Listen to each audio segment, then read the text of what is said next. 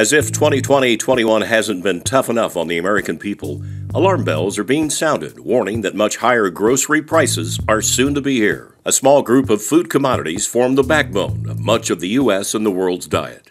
These include corn, wheat, soybeans, sugar, and vegetable oils. Now they're becoming significantly more expensive to grow, potentially causing catastrophic damage on global shopping budgets. A situation potentially worse in many third-world countries where pandemic lockdowns and business closures could see millions of people malnourished or dying. For the poorest of countries, the surge in raw materials will further stoke fears of global hunger. In April 2021, the Bloomberg Agricultural Spot Index said farm products surged the most in almost 9 years, being driven by a rally in crop futures. Stable crops are a very present influence on global grocery shelves, affecting things like bread and pizza dough, to meat, to even soda. In part, food prices are rising because of the soaring raw material costs to make certain commodities. It may not be unusual to see in later 2021 some food shooting up 30 to 70%. Food inflation no doubt will bring more pain to families already dealing with financial pressure caused by the coronavirus pandemic. As grocery prices rise further,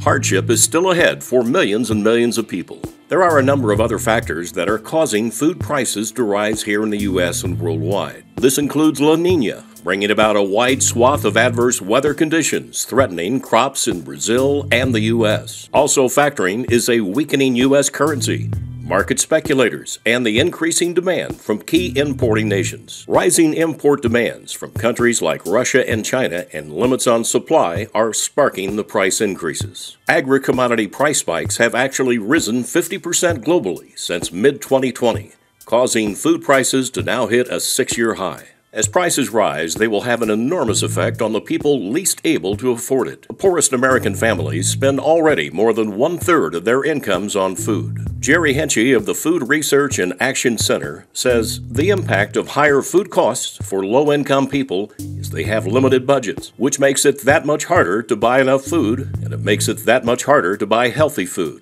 It's a disaster. Not only are U.S. consumers going to be paying more to fill their shopping carts, higher prices affect the food assistance organizations that buy from stores such things as canned vegetables and peanut butter for distribution. As prices have been rising, governmental nutritional assistance and other food programs haven't been able to adjust their models to reflect what recipients should be receiving in aid. Although national supermarket chains can adjust faster to supply chain disruptions and increased commodity prices, many small grocers in low-income areas are often the only source of food and don't have the resources to adjust much. Then, smaller retailers have to pass higher distribution and delivery costs onto their customers. Because crops have spiked worldwide in recent months, analysts have studied why it's happening. I mentioned La Niña as a factor, but it's also happening because of the booming import demand from China, as they're seeking to grow their domestic stocks of commodities like corn, wheat, and soybeans. Corn prices are up 30% the past year, while soybeans are up about 80% and wheat 30%. There are no signs of anything changing soon with China's purchases. Companies like HSBC Global Research in April 2021 said, "All see a risk of even higher prices coming soon, though it will vary across world markets." The reality can be seen on world grocery shelves. In the U.S., it's higher meat cuts and more expensive bacon. It's beef in Brazil and retail palm oil in Myanmar.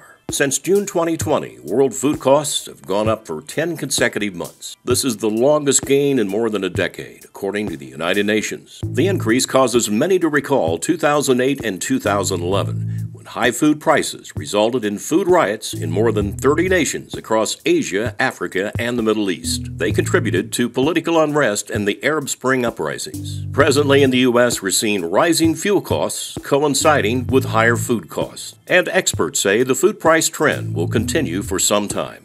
We'll see what happens. This is H.A. Graves.